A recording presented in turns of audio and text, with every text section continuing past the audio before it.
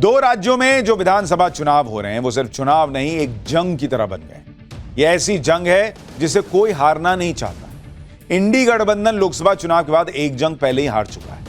इधर नरेंद्र मोदी सिर्फ हरियाणा की जीत से ही संतुष्ट होने वालों में से नहीं, वो महाराष्ट्र और झारखंड दोनों जीतकर इंडी गठबंधन का कॉन्फिडेंस पूरी तरह खत्म करना चाहते हैं, मिट्टी में मिला देना चाहते हैं। इसलिए आप इन्हें सिर्फ दो राज्यों में होने वाले सामान्य चुनाव के तौर पर मत देखिए बॉस, ये पूरे देश के लिए अहम चुनाव हैं, जिनके नतीजों का असर आने वाले एक साल तक पूरे देश की राजनीति पर पड़ने वाला है।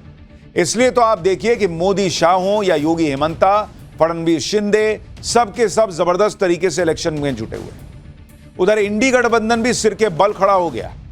इसलिए कल वोटिंग है और वोटिंग से ठीक पहले गजब का माहौल बना है। एक दूसरे के बीच गर्मा गर्मी चल रही है। भाषा की मर्यादा तो एकदम खत्म ही हो गई है। कल पहले राउंड में झारखंड की 81 में से 43 सीटों पर वोट पड़ने हैं। कई दूसरे राज्यों में उपचुनाव के लिए वोटिंग। इस वोटिंग से ठीक पहले महाराष्ट्र से लेकर झारखंड तक सियासी माहौल गजब गरमाया है। भाई, कांग्रेस अध्यक्ष मल्लिकार्जुन खड़गे और सीएम योगी आमने सामने आ गए। सीएम योगी ने कांग्रेस अध्यक्ष को करारा जवाब दिया। आज महाराष्ट्र में पीएम मोदी ने नए नारे के साथ खलबली मचा दी। झारखंड में वोटिंग से पहले राहुल गांधी, हेमंत सोरेन और अमित शाह भिड़ गए हैं। महाराष्ट्र के चुनाव में उद्धव ठाकरे के हेलीकॉप्टर की चेकिंग पर बवाल मचा हुआ है। झारखंड के चुनाव में हिंदुओं के खिलाफ विवादित टिप्पणी का मुद्दा गर्म है। महाराष्ट्र में नए नए सर्वेज लॉन्च हो रहे हैं। कोई 160 सीट का दावा कर रहा है, कोई 170 पे दावा ठोक दे रहा है। उधर झारखंड के चुनाव से ठीक पहले ईडी की रेड से नया बवाल खड़ा हो गया है। मतलब दो राज्यों में विधानसभा के चुनाव, कुछ जगह उपचुनाव, लेकिन गजब गर्मा गर्मी हो गई है। दोनों राज्यों में मची जबरदस्त चुनावी लड़ाई पर आपको हर अपडेट आज दूंगा। लेकिन पहले यह देख लीजिए कि आज महाराष्ट्र चुनाव में पीएम मोदी ने कहा क्या। पीएम मोदी ने आज यह बता दिया कि अगर आप एक नहीं रहेंगे तो क्या होगा। पीएम मोदी ने आज क्या नई बात कही है वो सुनिए, फिर आपको बताऊंगा। योगी आदित्यनाथ ने बटेंगे तो कटेंगे पर क्या कहा और खड़गे को क्या जवाब दिया। आदिवासी समाज जातियों में बटेगा तो उसकी पहचान खत्म हो जाएगी, उसकी ताकत खत्म हो जाएगी। विदेश में जाकर कांग्रेस के शहजादे खुद ये ऐलान कर चुके हैं। इसलिए मैं कहता हूं, हमें कांग्रेस के इस षड्यंत्र का शिकार नहीं होना है। हमें एकजुट रहना है।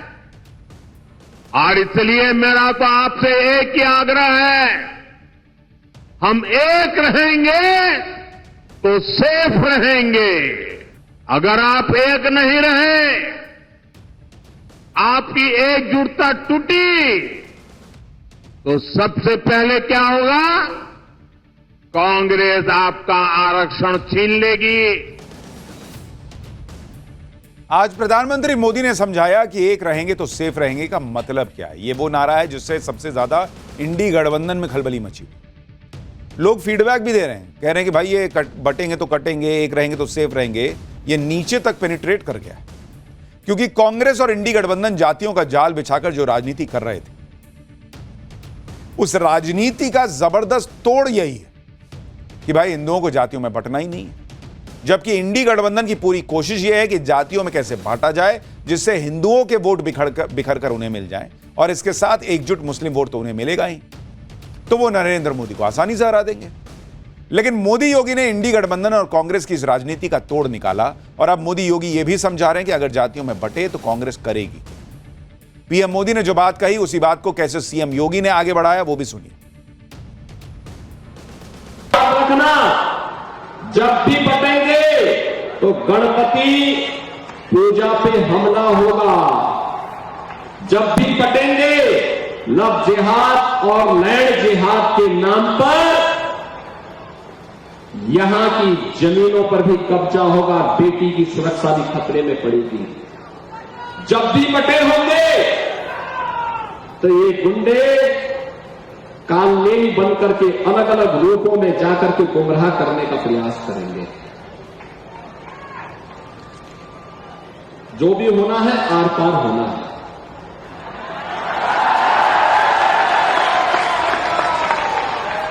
हां भी और ना भी नहीं या तो हां होगा या ना होगा। आर पार की बातें हो रही हैं, बटेंगे तो कटेंगे अब सिर्फ एक सियासी स्लोगन नहीं रह गया, ये एक मुद्दा बन गया जिस मुद्दे पर पूरा चुनाव लड़ा जा रहा है और इस मुद्दे का असर ग्राउंड पर दिख रहा है, जिसकी वजह से बीजेपी जबरदस्त तरीके से इसे लगातार उठा रही है। आज बीजेपी ने पीएम मोदी की लाइन पर सोशल मीडिया पर एक पोस्टर भी जारी किया। इस पोस्टर में लिखा है कि एक रहेंगे तो सेफ रहेंगे। पोस्टर में 2 तस्वीरें हैं। एक तस्वीर में हाथ की 5 उंगलियां खुली हुई दिखाई गई। उन उंगलियों को अलग अलग करके अलग अलग के तौर पे दिखाया गया है। भाई उंगली जो है वो बटी हुई है और इसमें एक पे किसी पे जाति SC ST लिखा है, किसी पे OBC लिखा है, किसी पे जो है वो अलग अलग जातियां लिखी हैं। दूसरी तस्वीर में मुट्ठी बंद है और ये मैसेज दिया गया है कि एक रहोगे तभी बच पाओगे। एक नारे ने कैसे इंडी गठबंधन को डिरेल कर दिया है उसका सबूत आप इंडी गठबंधन के नेताओं के बयानों से समझ सकते हैं। चुनाव में जब किसी का कैंपेन डिरेल होता है तो वो पर्सनल अटैक पर आता है। कल भी हमने आपको बताया था, ऊटपटांग बातें करने लगता है। इंडी गठबंधन के नेता वोटिंग से ठीक पहले इसी तरह की बातें कर रहे हैं।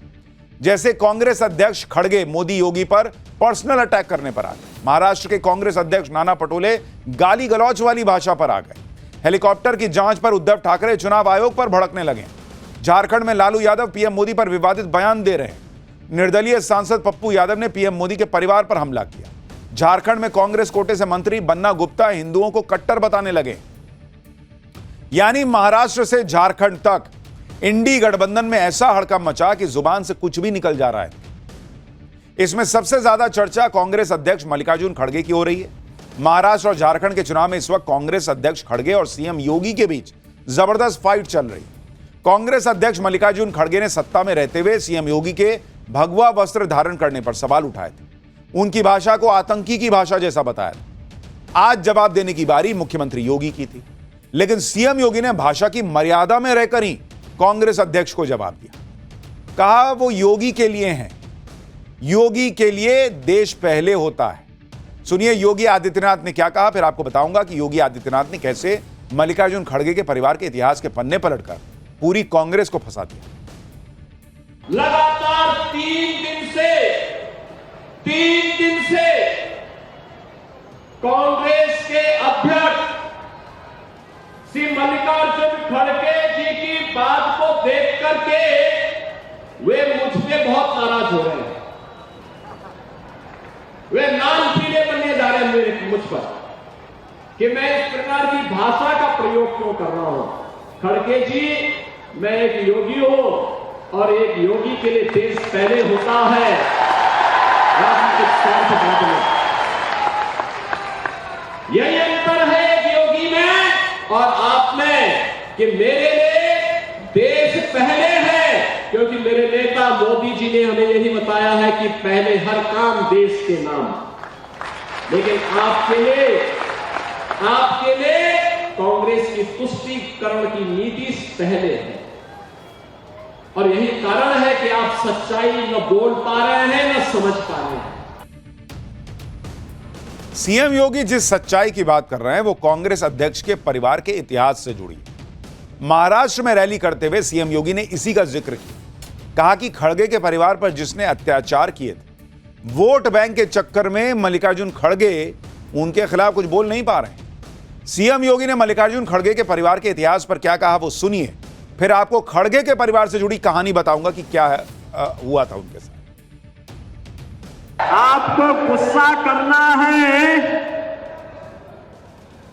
तो निजाम पर करिए, हैदराबाद के निजाम को, जिस हैदराबाद के निजाम के रजाकारों ने आपके गांव को जलाया था, हिंदुओं की निर्मम हत्या की थी, आपकी पूज्य माता को, आपकी बहन को, आपके परिवार के सदस्यों को जलाया था। इस सच्चाई को देश और दुनिया के सामने रखिए कि जब भी पटेंगे तो इसी प्रकार से निर्ममता से पटेंगे। ये सच्चाई रखिए। आप वोट बैंक के लिए इस सच्चाई को देश के सामने रखने से कोताही कर रहे हैं। देश के साथ धोखा आप कर रहे हैं। सीएम योगी आदित्यनाथ ने मल्लिकार्जुन खड़गे के परिवार, उनके गांव की बात की और रजाकारों का जिक्र किया। यह पूरी कहानी क्या है, यह भी आपको बताता हूं। यह पूरी कहानी खुद मल्लिकार्जुन खड़गे के बेटे प्रियांक खड़गे बता चुके हैं। दरअसल मल्लिकार्जुन खड़गे का जन्म आजादी से पहले 1942 में कर्नाटक के बीदर जिले के एक छोटे से गांव वरावट्टी में एक दलित परिवार में हुआ। उस वक्त हैदराबाद रियासत के तहत ही कर्नाटक और बाकी दूसरे राज्यों के कई हिस्से आते थे। आजादी के वक्त हैदराबाद रियासत के निजाम ने हैदराबाद के लोगों से या तो पाकिस्तान में शामिल होने या एक अलग मुस्लिम राज्य बनाने की बात कही थी। हैदराबाद रियासत के निजाम किसी भी हालत में भारत के साथ नहीं आना चाह रहे थे। हैदराबाद को भारतीय शासन के तहत लाने के लिए एक सैन्य अभियान ऑपरेशन पोलो चलाना पड़ा था। ऑपरेशन पोलो का विरोध करते हुए रजाकारों ने गांव पर हमले करना शुरू कर दिया और घरों को लूटकर आग लगा दी। रजाकार हैदराबाद के निजाम की निजी सेना थी, जिन्होंने निजामों के खिलाफ आजादी के लिए लड़ रहे सैकड़ों लोगों को मौत के घाट उतार दिया था। जब हैदराबाद में रजाकारों ने मारकाट मचाई तो उस हिंसा की चपेट में मल्लिकार्जुन खड़गे का परिवार भी आया। साल 1948 में जब मल्लिकार्जुन खड़गे सिर्फ 6 साल के थे तो उनके घर पर रजाकारों ने हमला कर दिया था। रजाकारों ने उनकी मां और बहन को जिंदा जला दिया। मल्लिकार्जुन खड़गे के पिता अपने परिवार को बचा नहीं पाए, लेकिन किसी तरह से इस हिंसा में मल्लिकार्जुन खड़गे बच गए। कांग्रेस अध्यक्ष मल्लिकार्जुन खड़गे ने सीएम योगी पर जो बयान दिए वो बेहद पर्सनल कमेंट थे, इसलिए यह विवाद खत्म होने का नाम नहीं ले रहा। योगी भी याद दिला रहे हैं कि आप उन रजाकारों और उनके इतिहास पे तो कुछ नहीं बोलते, और एक योगी के लिए कह रहे हैं कि आतंकी जैसी भाषा है। अगर यह सियासी हमला होता तो आई गई बात हो जाती, लेकिन कांग्रेस अध्यक्ष तो पर्सनल खुन्नस निकाल रहे हैं, ऐसा लग रहा है। उनके दिल में कड़वाहट थी जो सामने आ गई। मल्लिकार्जुन खड़गे ने योगी आदित्यनाथ के भगवा वस्त्र पर सवाल उठाए। कहा था कि सन्यासी कपड़े डालते हो, गेरुआ वस्त्र डालते हो तो पॉलिटिक्स से बाहर हो जाओ। इस पर पूरा संत समाज कांग्रेस से नाराज हो गया। अब जगत गुरु रामभद्राचार्य जी ने कांग्रेस अध्यक्ष पर बरसते हुए कहा कि कहां लिखा है जी कि भगवाधारी राजनीति में नहीं आ सकते। एक बार सुनिए रामभद्राचार्य जी। कहां लिखा है? राजनीति गुंडों को करनी चाहिए, राजनीति लुच्चों को करनी चाहिए, राजनीति लफंगों को करनी चाहिए। भगवाधारी को ही राजनीति करनी चाहिए। ये भगवा ध्वज, ये भगवा रंग भगवान का रंग है। इसी भगवे झंडे को शिवाजी ने फहराकर पूरे राष्ट्र को एक कर दिया, महाराष्ट्र को एक कर दिया था। भगवाधारी को ही राजनीति करनी चाहिए, सूटेड बूटेड को भारत में राजनीति नहीं करनी चाहिए। अब जिन लोगों को इस बात से दिक्कत है कि साधु संत राजनीति में क्यों आ जाते हैं, उन्हें यह नहीं भूलना चाहिए कि इस देश का संविधान जेल में बंद आरोपी को भी चुनाव लड़ने की इजाजत देता है, वो भी ऐसे ऐसे आरोपियों को जिनके ऊपर टेरर फंडिंग जैसे आरोप लगते हैं। जैसे लोकसभा चुनाव में कश्मीर के नेता इंजीनियर राशिद को जेल में रहकर चुनाव लड़ने की इजाजत मिली। लेकिन जो कांग्रेस खुद को संविधान और लोकतंत्र का रक्षक मानती है, वो संविधान के तहत हुए चुनाव में जनता का वोट पाकर चुनकर आए किसी सांसद या विधायक को इस बात पर नकारने लगती है कि उसने भगवा वस्त्र पहना हुआ है। जबकि चारा घोटाले में दोषी करार दिए जा चुके लालू यादव के साथ गठबंधन करने में कोई दिक्कत नहीं। आरोपी नहीं है लालू जी, वो दोषी करार दिए गए। सनातन धर्म को डेंगू मलेरिया बताने वाली पार्टी से हाथ मिलाने में कांग्रेस को दिक्कत नहीं है। इसी पर आज बीजेपी ने भी मल्लिकार्जुन खड़गे की जमकर क्लास लगा दी। कहा कि खड़गे साहब को जिस भगवा से दिक्कत है वो रंग तो तिरंगे में भी है। सुनिए एक बार। खड़गे साहब, भारत के तिरंगा में भी सैफरन है। खड़गे साहब, महाभारत के युद्ध में अर्जुन जिस रथ पे थे, जिसके सारथी भगवान कृष्ण थे, वो भी सैफरन था।